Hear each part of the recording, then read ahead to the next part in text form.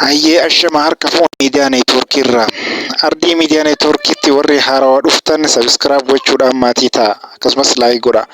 Hadhaamee rooba sheekaa roobee kiw OBN seenee kiw akkatti jedhe ilaalla. Sheekaa roobee aljazeeraa itti fakkaate OBN kiw jedhe. Amaan puurii itti fakkaate gaazexeessituu achi keessattu. Sheekaa roobee kiw jedhamu kun mee wajjin haa daawwannu. Sheekaa roobee kiw akkanitti jedhe. Kiwin istiidiyootti illee itti dhufuu hin hafin maarree wajjin ka daawwannu taana. Sheekaa roobee akkuma beekamu nama qoosaan beekamuu fi nama amantii islaamaa barsiisuudhaan beekamuudha.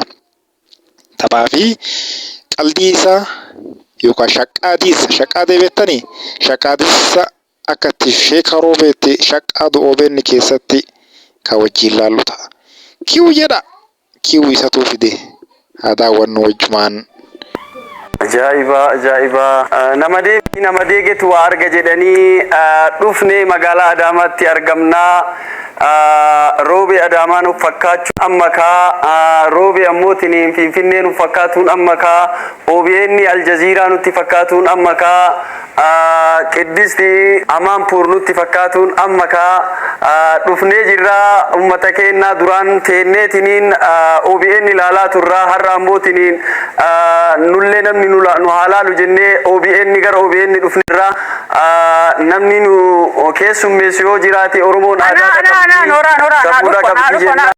Suma eegaa jiranii anaa dhufu. Baga nagayaan nu eedan isiniin jenna. Baga nagaan dhufte Sheekaa Roobee. Baga nagaan nu eedanii teessuma kana. Karaa nu gagorii ta'a. Ikeetuma sumaaf qopheera. Ishii ulfaadhaa kabajamaa isiniin jenna. Qeddistii teenna. Kiwna godhaartaa maa inni.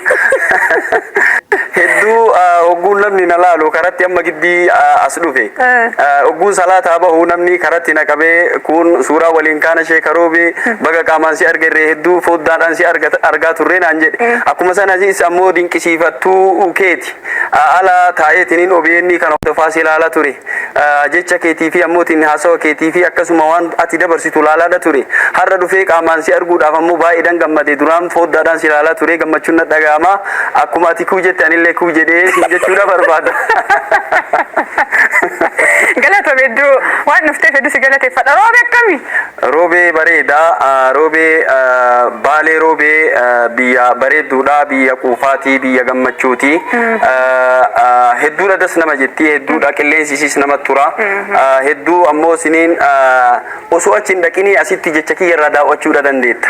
Tole bareeda ati kiw jedheera jetteerta. OBN Aljazeeraa na fakkaate, OBN maal na fakkaatetti? Seenni na fakkaatetti? Akkas. Amma Qiddist Amaanpuur na fakkaatuun jirti. Akkas jedhee dhugaadha.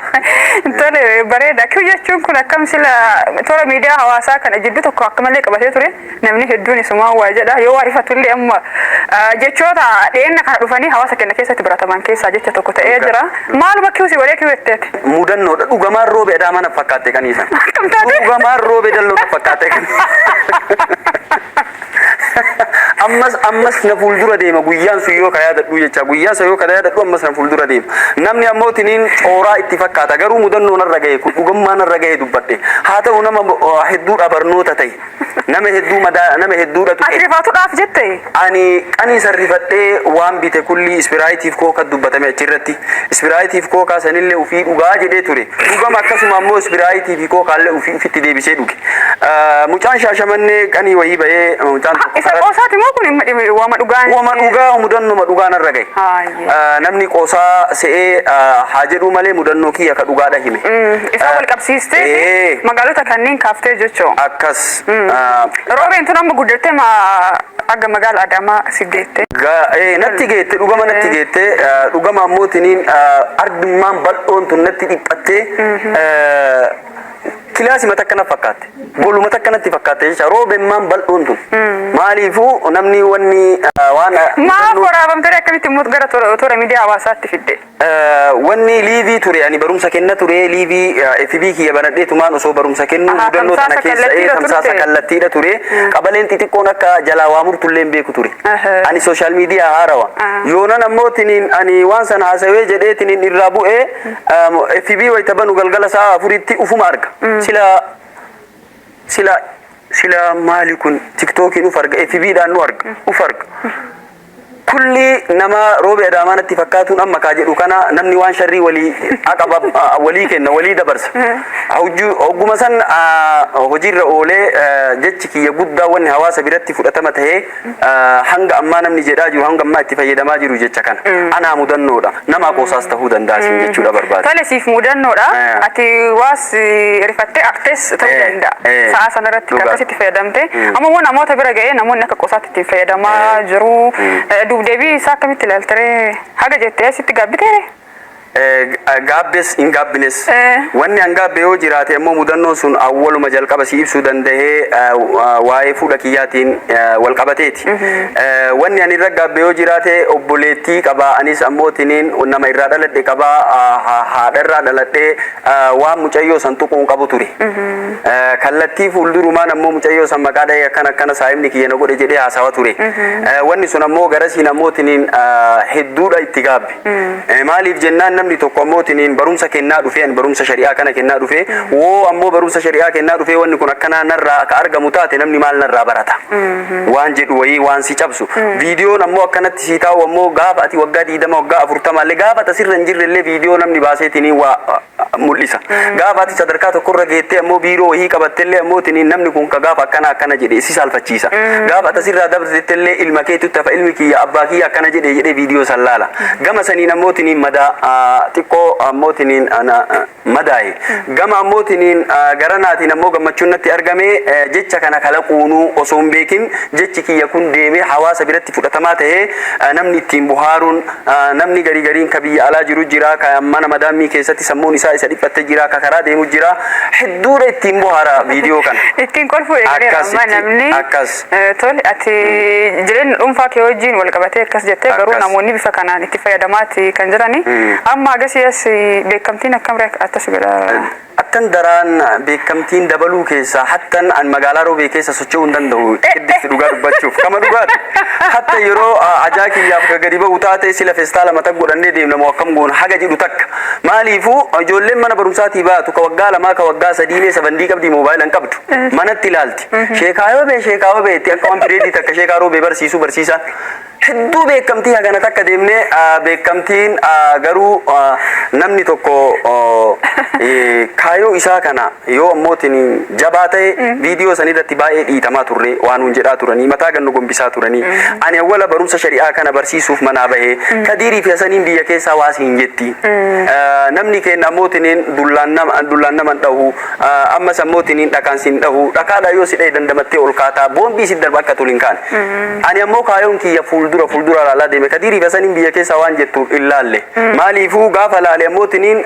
jecha kiyya san barumsa kiyyarraa of duubatti deebi'a galma kiyya ga'uuf ammootiin namni awwalaa waan gaarii in hojjedha jedhee yoo bahe gufuun dhabu gufuu kanaaf osoo bootaan kennin sadarkaa kana ga'uu dandeessi waliinis haasa'uu danda'e jechuudha barbaade. Tole bareeda baga dhuftee amma kiyyu jechuun kun eenyuma jedhee ka jedhu kun nama hedduu biratti gaafidha namni baay'een amma akkuma jireenya guyyaa isaa keessatti jechoota ittiin fayyadamu ta'aa dhufaati ka inni jiru. Tole erga amma muuxannoon ati kaaste kun waa malee mitam seenaa kana kakaafnee fi ati jireenya dhuunfaa keetirraa kaatee akkas jettee akkuma ati jette immoo wanti gaariinis wanti hamaanis ati guyyaa har'aa toora miidiyaa hawaasaa irra keettu guyyaa 15 ji'a waggaa 20 waggaa 40 booddees gaafa laaltu seenaa kee ta'ee ta'a ilmaan kee ilaalaa guddatti kanarratti xiyyeeffachuudhaan mee haala itti fayyadama miidiyaa hawaasaa kanarratti maal taajjabdeeti dargaggoota hoo maal gorsuu barbaadda itti fayyadama toora miidiyaa hawaasaa namni hundi miidiyaa hawaasaa ni fayyadama kan waan gaariif oolchu jira akkasumas immoo tan gama galii qofaaf jedhee yaadota hawaasa keenya jijjiiruu hin dandeenyes irratti fe'aa oolu jira. Namni waa hedduun beekama. Badummaanis ni beekama gaarummaanis ni beekama. beekamuu yoo barbaadan ammootiniin karama gaariidhaan osoo beekamanii ammas ammootiniin namni kennaa kalaqaa akka amma kiu jechuun amma kaayoo jedhe jechu kun anat deebi'a sheekaaroo beetuu jedhe jedhan kasanirraa fuudhee ammootiniin irratti dalagutu jira kana osoo hin ta'in namni tokko waa uumuu mataa isaatiin ammootiniin waa gumaachuu danda'uudha qaba namni kenna karaa nageetivii hin taaneen deemaadha jira dargaggeessi kenna karaa nageetivii hin taaneen sooshaal miidiyaa kanarratti ammootiniin akka hin taanetti beekamuudha deema fooloo akka hin taane argachuudha deema ammas ammoo dubartiin keessattuu mana fooloo itti argattu mana 2,000 itti ilaalan dhayitee shaaworii seentee barbaree fuula dibattee ammas uffata qullaa dhaabattee akkasitti beekamuudhaaf deemti garuu haalli kun fokkataadha maaliifuu viidiyoon akkuma amma an si ibsisanitti viidiyoon kiyya sun hedduu wanni ammootiniin achirraa ani naaf wanni ta'uu danda'e jecha naaf xiqqoo keessa kiyyatti natti dhagahame mucayyoo maqaa isii dhahuudha akkuma sana ammootiniin namni yoo beekamuu barbaade viidiyoo isaa akka ittiin saalfanne ta'uudha qaba karaa badatti yoo namni illee si arge ebalu kana dubbate jedhan namni sooshaal miidiyaa kana laalu nama firaa nama hedduutu laala namni amantaa hedduutu laala amantaa musliimaa michaa laalu amantaan hedduu ni fayyadaman kanaaf waan ta'eef ati ammootiniin waan abbaa keentuune waan geessa keentuune waan biyyooma keentuune hubatuudha qabda irraa ammootiniin nama dabarsuudha qabda hedduu ammoo viidiyoo makana keessattuu arginee nuti baay'ee waan asirratti nu mudate qaba kanaaf ammoo waan irraa baradhees qaba hedduu namni ammootiniin ani viidiyoo sanirratti jecha kiyya sanirratti nama naqeeqetu gara kiyyatti jaalatamaadha maaliifuu irraa waa baradhe edaa wanni kun waan akkanaati kallattii tokko bicha haasa'e malee edaa kun wanni kun ABdha waan jedhamu. Tole sheekaroo muuxannoo jireenya kee ilaallee kaatee waan mudannoo kee ilaallee kaatee waan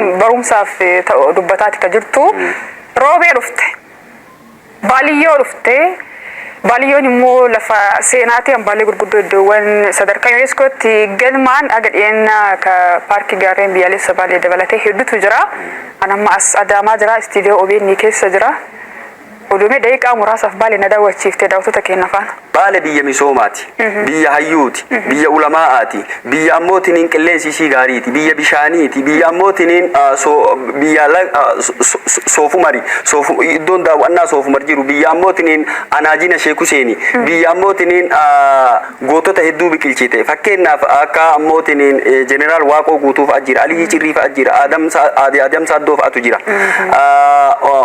goota hedduudha biqilchite beekaa hedduudha qabdi biyya san ammootiin biyya ammoo deegaan deemee itti duroomu biyya ammootiin garbuuti biyya xeefiiti biyya ammootiin oomisha garagaraadha qabdu taa'umsi isiillee sitti tola gaarriin isiillee sitti tola bareeda baalee roobee osoo dhayxeetiin hubattee akka ansi haasa'u kanatti caalaa akka osoo leesal kabaru kalmu aayanaa jedhanii oduun akka argaan taane jedhan akka ansi haasa'u kanarra ammoo osoo dhayxee ammootiin qaamaan argitee sitti tola haa ta'u ammootiin ammas daran kana caala baalee roobe akkuma jecha kiyya adaamaa osoo naa fakkaattee akkuma adaamaa kana dhufee kiu jedhe amma adaamaa dhufee waa hedduu argee boqotaa ammootiin itti waa nyaadhee fi bootaa itti waa dhuge argeetiin hedduu na gammachiifte istiidiyoo keessan kana dhufee hedduu na gammachiiste haa ta'u ammas ammootiin ummanni duraanii seenaa dabarsee jira akka fakkeenyaaf waa jeneraal Waaqoo Guutuu Adam Saaddoo siin jedhe haawultiin isaanii dhaabatee jira har'a ummata sana haawultiin isaanii wanni dhaabateef seenaa gaarii dabarsanii turan dabaran har'a qeerroon keenya eessa jira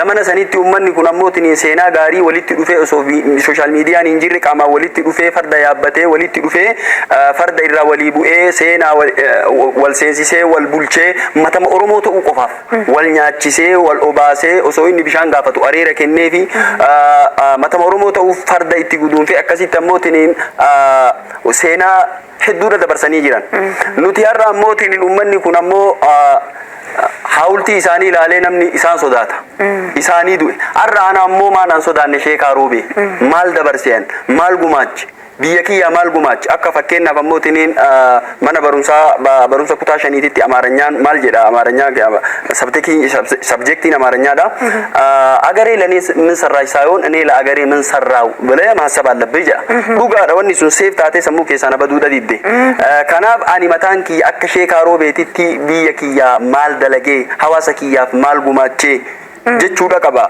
Akkanumaan uumamee akkanumaan ammoo kootiif suufa shamizii kiyyarra du'u osoo hin ta'in akkuma uummanni duraanii ammootiin seenaan isaan dubbatee seenaan rilmi nyaatu jedhan. Akkuma sanan biyya kiyyaa waa gumaachuudha qaba, hawaasa kiyyaa waa gumaachuudha qaba, ofirraa du'uu hin qabu, kootirra nama kootirraa fi shamizirraa du'u ta'uu hin qabu. Waan jedhu hawaasa kiyyaa ammootiin dargaggoota keenya ka amma yeroo ammaa kana ka barumsarrallee hin jirretu jira, kammoo barumsa baratanii galmaan hin geennetu jira. Kaayoo isaanii akka uf duubatti ammootiin hin jenne akka fuulduratti deemanii waan tokko dhabde taanaan irra deebi'ii baradhu galma ni geetta. Kanaaf ciminaan akka baratanii bakka gayan hawaasa kiyyaaf keessattuu qeerroodhaaf wanni an dhaamu kana ummanni namni barate bakka hedduudha gaya. Akkuma sana ammootiin barumsi martuu barbaachisaadha. Afaan hunduu barbaachisaadha. Dandoowwan kee keessaa waan sagantaan kenna sagantaa bashannanaa ta'e waan kolfaa nu ta'e maal nu jettu maal qabda? Nama waan danda'eetu si faana haasawnetti fakkaataan turuma kolfaa waliin fakkaate. Amma garuu hojiiwwan keessatti muuxannoof taanis waan hedduu yaadota gaarii kaasaa jirta sun bareeda. Gidduutti immoo waan nu bohaarsuu danda'u irraa barbaanna. Dhugaadha barumsa wayita kenna namootiin namni nama bohaarsaa deemuun barbaachisaadha. Anis bohaaruudha barbaada. Mudannoon kiyya mudannoo hedduudha qiddiste. Mudannoo san keessa ogguun bara 1991 barumsa seene gaafa bara 1992 barumsa kutaa lama baradhu. Gaaf san bokkaan baay'ee roobee ture gaaf tokko bokkaan roobee daftara asirra qabadhee daabboo asirratti qabadhee yeroo san namni akkanatti nama laalu qabadhee osoo adeemaa jiru laga wayiitu jira laga san tarkaanfachuuf ogguun jedhu achi utaala wayite jedhu daabboon achi utaalee daabboon laga keessana bishaan keessan harkaa bu'e. Bishaan keessa eega bu'e ammoo daabboo kana fudhachuu qaba jedhee anis bishaan keessa bu'e. Daabboon na jalaa deemee anis ammoo bishaan naan deemee u'uunni baatee qaccatti na qabanii daabboo sanii jecha ammoo lubbuu kiyya dhabee ture. Mudannoon kunis takka ni jira. Gaafa ammas ammootinis ani barumsa shari'aatii fi barumsa mana barumsa akaadaamii kanallee wal bira baradhe. Mana barumsa shari'aa kana wayita baradhu sheeyni keenya akkaan lola ture. Yeroo dabarsine nama hin dhiisu. Gaafan tokko haadha tiyya mana dhabe obboleettii tiyya tangafaatu jira. Boqqolloo wayii na akooyite akaayii wayii na akooyite gaafa sana ammoo bijaamaa godhadha. Agarraan yaadadha bijaamaan sun daalattiidha. Boqqolloo sa'aatiin naggahee dafi osoo jedhuun eele marraa hartee kiisii gadi na nayite. Amma kana eebadee osoo jedhu oddoon keenya bal'aadha. Oddoon keenya amma akka amma kaaree 200 kaaree 140 kanaa miti. Oddoo keenya yoo laalte agarraan jira mana fincaanii kinti fardaan dhaqan jechuu dandeetta. Osoo fiiguu ishiin illee maal taate itti na duuka fiiti. Gangaladhee hanga har'aa kinuu gadannis asirraan jira.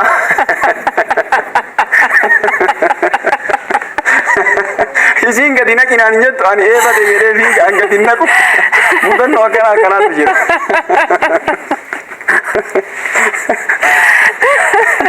Isas dabalataa amma wanni ani raanfanne tokko.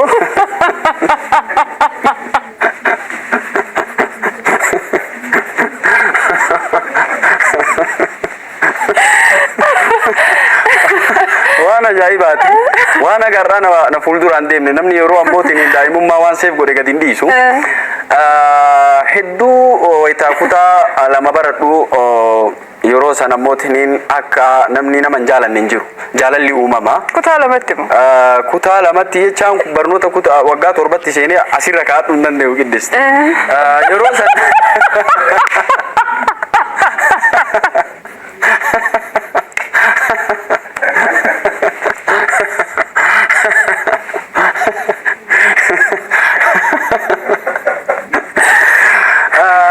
xiqqaadha ture waggaa lama ilma beeraa kiyya bira naan bisaa turan asirra kaa'attee hin dandeettu naan jedhanii. Oduu asirra kaa'attee hin dandeettu maal gocha jaalalli si qabe? Kutaa lama ture kutaa gaafa lama ture sanitti hedduu gurbaa tokko ture mucayyoo wahii jaalate duraan dabdaabbee kataban. Dabdaabbee katabanii xalayaa jaalalaa maaliin dursee gaararraan bahee qilleensarraan maali ta'ee jedhan. Ati maal ka jedhu kataban? Ani hedduu mucayyoo kanaa dhaqaa mucayyoo sawwayita laalu kaartoonni guutu xalayaa jaalalaa kama isaatiin ol guutte. Anis ammoo mucayyoo tana jaaladhee waan godhu dhabee jennaan duraan namni ijuma keessaa intala jaalatan laalanii hin danda'an. Intalli tun ammoo amantaan isii amantaa ortodoksiiti. Hanga har'aa wanni ammoo ati yeroo jaalala jalqaba yeroo awwalaati. waan godhu wallaalee namatti illee himachuu sodaadhe xalayaa jaalalaa ka achitti argee ture mitiiree ka mucayyoodhaa katabu anis xalayaa jaalalaa akkuma inni luukii san fudhadhee hatee luukii qaallichasanii hatee waan inni jedhu achirraa fuulduree mata duree katabee akkasitti ana Abdullatiif Umar jechuudha jedhee itti katabe nama itti kennullee niin saalfadhe guun saalfadhu ma boqannaa habaatu eegeetini sarqan jedhamti mucayyoo maqaan daftara ishii keessa kaa'e mucayyoon fuutee dubbistee ammootiniin barsiisa kennite barsiisaanillee ani waamu fuudhee dilaakteera kenne dilaakteerri Abdullatiif Umar jira een jira deemi warratiiti na rakkisaa turte guyyaa macarrashaadhaa akkasuma kaayaa ture ani jaalalli na dhiisu dide yoo dhufu barumsan baradhu isteetiksiin kiyya isuma ta'e fiiziksiin kiyya isima ta'e herreeyni kiyya isima ta'e ini yaada mucayyoo tana waan godhabe isiin didde gaafa isa dhumaadhaa Abdullatiif Umar isa dhumaatiif farramtanaan jedhani farramuu irra barumsuma kiyya itti geeffatu wayya jedhee akka itti baradhe rakkina hedduu keessa waan dhufeef jecha haati tiyyaa rakkina hedduu keessa na barsiifte waan ta'eef jecha fiizikii makiyya deebi'ee herreguma kiyyatti deebi'ee ofirraa deeme jechuudha. Mudannoo akkanaatti deeme. Tole bareeda Sheeka Roobee hojii gama amma toora miidiyaa hawaasaa kanaatiin jecha takka tasaa jireenya dhuunfaa kee waliin wal qabattee dubbattee beekamtii horattee jirta. Haga si'asis immoo yaadota hawaasaa keessa jiranis nuuf kaastee jirta. Haala itti fayyadama toora miidiyaa hawaasaa dargaggoonni akkamitti akka hordofuu qabanis nuuf kaastee dabalataan godina Baalee nu daawwachiistee turizimii Baaliyyoo nu naannessitee gootota Baaliyyoo nu daawwachiiftee gootota Baaliyyootii fi qeerroo ammaas wal bira qabdee yaada nuuf qooddeerta. Baalee Roobeerraa sagantaa waan maraa jettee OBN jette daawwattoota OBN jette as istiidiyoo Adaamaatti waan nuuf argamteef hedduu si galateeffadhaan waan si waliinis turte kana.